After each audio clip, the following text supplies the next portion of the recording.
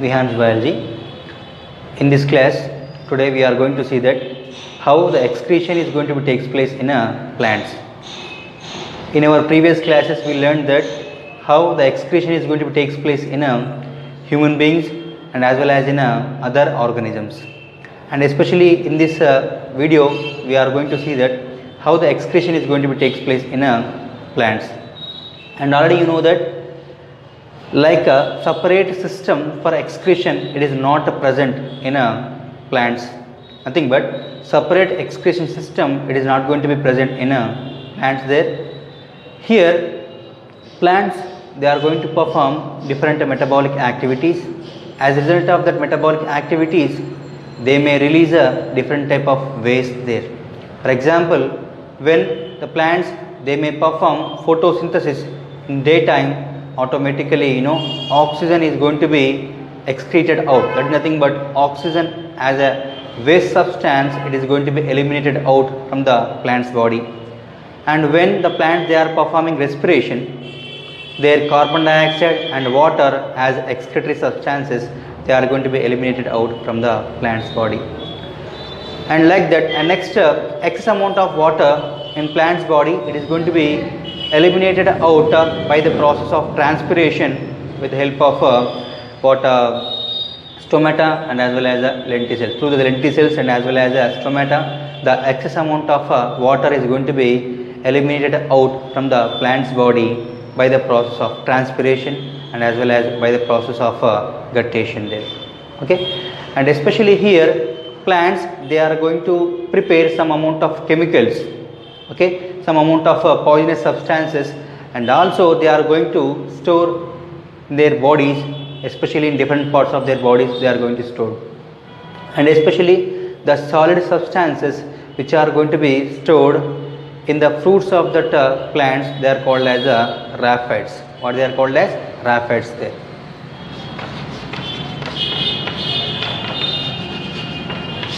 Okay, and especially that chemical substances, especially in the form of solids, plants, they are going to store in their fruits, and that kind of solid substances which are stored in a fruit, they are called as raphides there. And also plants produce some amount of chemicals to protect themselves from herbivores there. Okay, and when these plants, they are going to prepare some type of chemicals, and when the herbivores, they are going to attack on plants, and especially when they are going to take the plants as their food, they are not in a pleasant taste to that herbivores. As a result there, the herbivores, they are not going to eat that kind of plants there. And especially for the purpose of defense, especially to protect themselves, the plants, they are going to preparing some amount of chemicals and they are going to store in their body there. And also some type of chemicals, they are going to be excreted, they are going to be secreted when the plant is going to be get healed, what it is going to be wounded, especially to heal that wound, some type of chemicals, they are going to be excreted from the plant's body. And whatever the chemicals, special chemicals like gums, and simply we can see that gum which is going to be secreted from the neem plant, otherwise we can see acacia. Okay, and especially that kind of plants, they are going to secrete some amount of gum to heal the wound. Okay, and some type of chemicals, they are going to be excreted from plant's body to heal the wounds there. Okay, Fabaceae or leguminaceae plants, they are going to release some type of chemicals into the soil through the roots there to attract rhizobium bacteria. Already you know that leguminous plants, especially root nodules and rhizobium bacteria, symbiosis is going to be takes place between these two. To attract that kind of rhizobium bacteria, that leguminous plants, they are going to secrete some amount of chemicals to attract that rhizobium bacteria to perform that symbiosis process there. Okay, and like this, different type of plants, different type of chemicals, they are going to secrete or they are going to release to protect themselves, and as well as for different purposes, they are going to release different type of chemicals there. And whatever the biochemical substances which are going to be secreted by the plants, they are divided into two types there, and one is said to be primary metabolites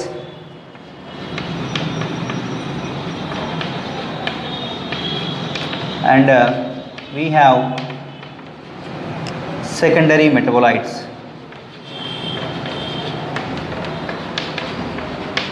Whatever the biochemical substances they are going to be released by the plants, they are of two types, and one is said to be primary metabolites and second one is said to be secondary metabolites. Then what are primary metabolites and as well as what are secondary metabolites? And especially here the primary metabolites are nothing but the substances which are very essential for the normal growth and development. That kind of substances are called as primary metabolites. The substances which are very essential for the normal growth and development of the plants, they are considered as primary metabolites. For example, if you take carbohydrates and as well as proteins and as well as fats or lipids, okay, and these are considered as primary metabolites because they are very essential for the normal growth and development of the plants. Because of that, and these carbohydrates, proteins and fats, they are considered as primary metabolites there. And next we have secondary metabolites there. Secondary metabolites there, okay, and the second one is secondary metabolites. Here the substances which are not essential for the normal growth and development, and that kind of substances are called as secondary metabolites there, okay, and which are very essential, they are called as primary metabolites. They are example here, carbohydrates, proteins and fats are the examples for that kind of primary metabolites. And here we have secondary metabolites, especially the substances which are not essential for normal growth and development, that kind of substances are called as secondary metabolites. And simply to know all these things here, examples, simply I have given one code that is nothing but GLAT, G-L-A-R-T, GLAT. And what is GLAT here? GLAT is nothing but G stands for gums and L stands for latex and A stands for alkaloids and R stands for resins and T stands for tannins there, okay. And here GLAT, gums, latex, alkaloids, resins and tannins, and all these are the examples for secondary metabolites, and these are not essential for normal growth and development, and they are essential for different purposes. Because of that, and that kind of GLAT, nothing but gums, latex, alkaloids, resins and tannins, they are considered as secondary metabolites there. And now we will see that and different kind of alkaloids and from which plants we are getting that alkaloids, and as well as what is the main use of that alkaloid, and we will see now here, okay. Now we have alkaloids here, okay, and different type of alkaloids, they are going to be produced from different plants and as well as different parts of that different plants there. And what is the use also now we will see here.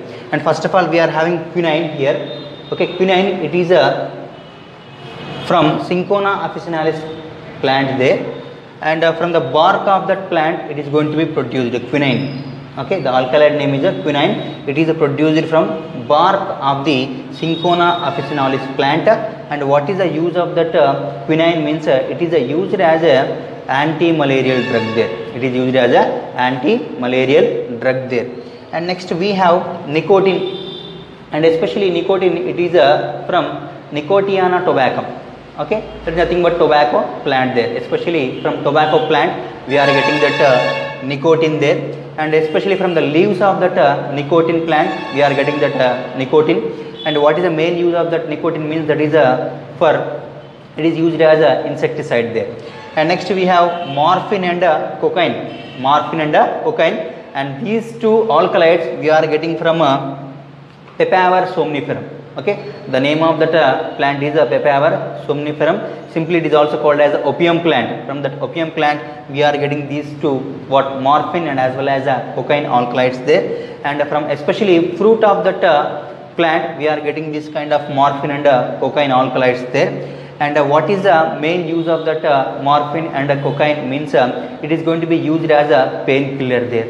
And next we have reserpine, okay. The name of the alkaloid is reserpine. From that Rawulfia serpentina plant we are getting that reserpine alkaloid, and especially from the root of that the part that is nothing but from the root of that Rawulfia serpentina plant we are getting that reserpine alkaloid. And what is the main use of that reserpine means to treat snake bite, especially the medicine which is used in the snake bite, this reserpine is going to be used.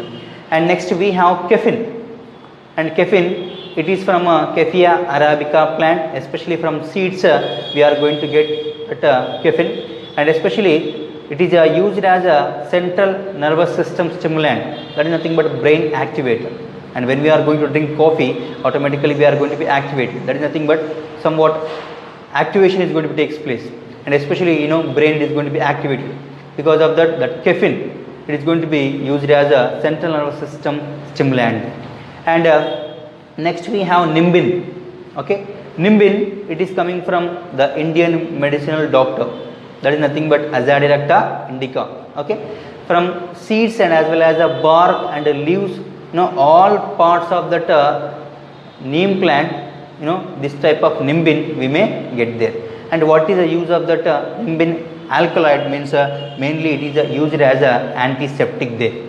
Okay, and next we have, that is nothing but scopolamine. Okay, the name of that alkaloid is scopolamine, and it is coming from that the Thura stramonium, and especially this flower, we are very familiar with this flower, the Thura stramonium, and especially that floral parts we may observe maximum in this flower only, that is nothing but the Thura stramonium.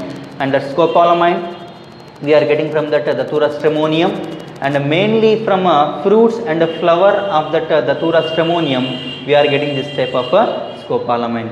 And next what is the use of that scopolamine? That is nothing but it is going to be used as a sedative, and whatever the scopolamine, it is going to be used as a sedative there. And next the last one we have, that is nothing but pyrethroids or pyrethrins, simply we can say that is pyrethrins. And these pyrethrins we are getting from chrysanthemum plant. Okay, chrysanthemum we are getting that pyrethroids, and mainly from the flower of that chrysanthemum plant we are getting from this kind of pyrethrins or pyrethroid alkaloids there. And what is the main use of that pyrethroids or pyrethrins means especially as insecticides they are going to be used, and especially this kind of pyrethrins or pyrethroids they are going to be used as insecticides there. And next we see that remaining secondary metabolites of plants there. In order we are going to see that next we are having tannins there, and these tannins are carbon containing compounds there. Okay, these tannins are nothing but carbon containing compounds there. They are deep brown in color, they are deep brown in color, and as well as they are going to be stored in different parts of the plant's body there. Okay, and tannins, they are carbon containing compounds, and they are very deep brown in color, and they are going to be stored in different parts of that plant's body there. And examples for the plants which are going to give this type of tannins, they are nothing but cassia and as well as acacia there. And what is the use of that tannins means especially these tannins, they are going to be used in the tanning process of leather. That is nothing but in leather industries tanning process. In the tanning process, these tannins are going to be used there. And also these tannins, they are going to be used in the preparation of medicines there. And next we have resins there. Okay, and especially in resin passages. Okay, resin passages of gymnosperms, and this resin is going to be present there. Resin passages of gymnosperms, this resin is going to be present there, and especially and these resins, they are going to be used in the preparation of varnishes. Okay, nothing but paints there for the purpose of preparation of that varnishes, and these resins, they are going to be used there. An example for the plants which are going to produce this kind of resins there, pinus, type of gymnosperm there, pinus, it is a good example which is going to produce this kind of resin, nothing but one type of secondary metabolite there. And next we have gums there, and when some plants they are going to be wounded automatically, some type of a sticky gummy substance is going to be secreted out. That kind of substance is nothing but a gum there, and especially here by absorbing water this substance is going to be swollen. As a result the wound is going to be healed there. Because of that, to heal that kind of wounds, the plants they are going to secrete some amount of sticky and gummy substance. Those are nothing but what gums they are called as. Okay, and especially what type of plants there, even though you can see that neem plant. Okay, now neem plant we may observe this kind of what gums there, and even though acacia, that kind of plants they are going to produce this type of sticky and gummy substance there. And these gums they are having lot of economic value. These are having lot of market value there, and frequently these gums they are going to be used in different preparations there. For example, in food industry also these gums are going to be used, and also it is going to be used as a binding agent there, and it is also going to be used as adhesives there for the purpose of packing, and as well as adhesives and as binding agents, and as well as in food industries also these gums are going to be used, and also for the purpose of preparation of medicines these gums are going to be used there. Because of that we can say these gums they are having lot of economic value there. And next we have latex, and this latex is nothing but a sticky white colored gummy substance. Okay, and it is a white in color, and as well as this what latex it is going to be stored in latex cells or latex vessels of that respective plants there. And we are having some plants which are going to secrete latex. For example, just you take Zetropa, and especially from the latex of that Zetropa plant biodiesel is going to be prepared. And next we are having a rubber plant, that is nothing but Hevea brasiliensis. The scientific name of that rubber plant that is nothing but Hevea brasiliensis there, and especially from the latex of that Hevea brasiliensis rubber is going to be prepared. Okay, and because of that here all these are the secondary metabolites of that plants there, and we discussed alkaloids starting, and next we discussed regarding tannins, resins, gums, and as well as latex there. Okay, and different type of secondary metabolites we are having, and also they are having lot of economic value. Okay, lot of market value they are going to contain there. Okay, and next we will see that excretion versus secretion there. And before going to see that, and we have one famous botanist, scientist there related to botany, Brugman. Okay, Brugman he proved that, and especially plants they are not only they are absorbing the substances or the fluids from the soil, and also they are returning back. They are releasing peculiar secretions back into the soil, and he proved experimentally there, and especially the apple. Okay, the apple trees, and they are up to 4 to 5 years there continuously, and when this type of peculiar secretions they released into the soil back again there, and they lost their capacity to produce fruits.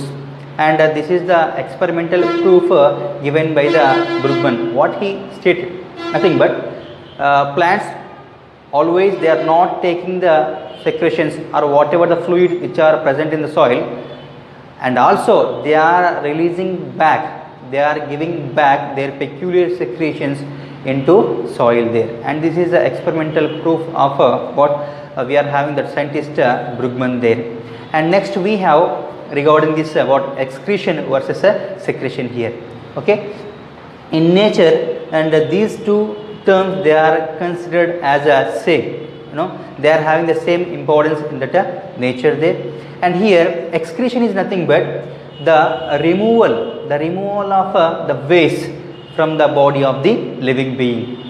Then what is secretion? Secretion is nothing but, and whatever these substances they are moving from one point to the another point within the body there. That is nothing but here removal of waste from a living being, it is considered as a excretion there. And next whatever the substances and they are moving from one point to another point, within the body, it is considered as a secretion there. And what are the substances they are going to be excreted, and as well as what are the substances they are going to be secreted. And just you take that tears, urine, carbon dioxide and sweat, and they are going to be excreted there, and all these are the waste substances there. Waste and poisonous substances, they are going to be excreted out from our body. Example, they are tears, urine, carbon dioxide and sweat, and they are going to be excreted out from our body there. And next we have here enzymes, hormones and saliva, they are going to be secreted within our body there. Okay, and these are the things there, enzymes, hormones and saliva, they are going to be secreted within the ducts or within the tubes there. Okay, and that kind of things they are going to be secreted into our body there, within our body, enzymes, hormones and as well as a saliva there. And remaining these things there, tears, urine, carbon dioxide and as well as sweat, they are going to be eliminated out from our body there. They are excreted out from our body there. But excretion and secretion in nature, they are same, they are considered as a same there. And one thing, the wastes are going to be removed completely out from the body. And in the second thing, that is nothing but in secretion, whatever the substances, waste substances, they are moving from one point to the another point there. And this is the main difference between excretion and as well as a secretion. Okay.